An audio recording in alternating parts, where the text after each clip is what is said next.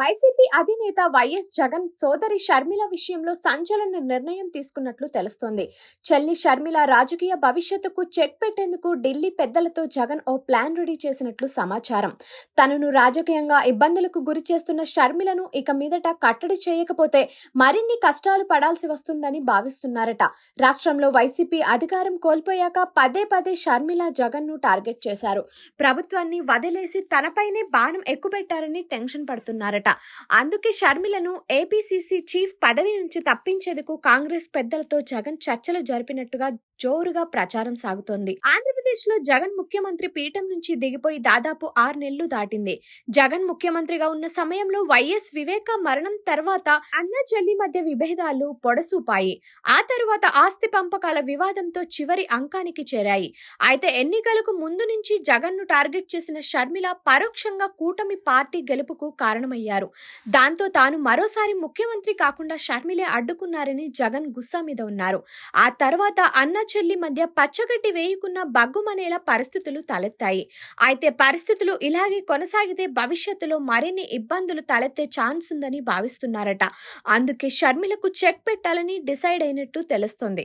ఇందులో భాగంగానే వైఎస్ జగన్ కాంగ్రెస్ పెద్దలతో సంప్రదింపులు జరిపినట్టు సమాచారం. బెంగళూరు కేంద్రంగా కాంగ్రెస్ పెద్దలతో ఏపీసీసీ చీఫ్ ను మార్చాలని కోరారట. ప్రస్తుతం రాష్ట్రంలో షర్మిల ఒంటెద్దు పోకడలతో పార్టీకి తీరని నష్టం చేస్తున్నారని ఫిర్యాదు చేసినట్లు తెలుస్తుంది. ఇదే సమయంలో గతంలో తన తండ్రి వైఎస్ రాజశేఖర్ రెడ్డితో కలిసి పనిచేసిన నేతలను కూడా టచ్ లోకి వెళ్లారట. షర్మిల తీరుపై ఫిర్యాదు చేయాలని వారితో కూడా చెప్పినట్లు తెలిసింది. ఇదిలా ఉండగానే మరో అస్త్రాన్ని సైతం ప్రయోగించినట్టు తెలిసింది. తాజాగా వైఎస్ జగన్ కర్నూలు జిల్లాలో పర్యటించారు. పార్టీకి చెందిన తేర్నేకల్ సురేంద్ర రెడ్డి వివాహ వేడుకకు హాజరయ్యారు. ఆ తర్వాత ఈ పెళ్లికి వచ్చిన కాంగ్రెస్ నేతలతో జగన్ చర్చలు జరిపినట్టు సమాచారం.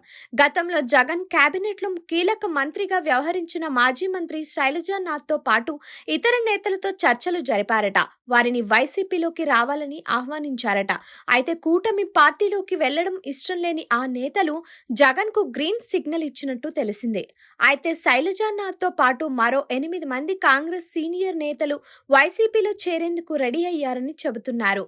మొత్తంగా జగన్ తీరుపై గుస్సాగా ఉన్న వైఎస్ షర్మిల ఈ వ్యవహారంలో ఎలా స్పందిస్తారు అనేది ఆసక్తికరంగా మారింది. తన పదవికే ఎసరు పెడుతున్న అన్న జగన్ ని చూస్తూ ఊరుకుంటారా, లేక గతంలో కంటే రెట్టించిన ఉత్సాహంతో విమర్శనాస్త్రాలు ఎక్కుపెడతారా అనేది చూడాల్సి ఉంది. మొత్తంగా అన్న చెల్లి మధ్య ఫైట్ అనేది మాత్రం వచ్చే ఎన్నికల్లో మరింత ఆసక్తి రేపడం ఖాయమని రాజకీయ వర్గాల్లో చర్చ జరుగుతుంది.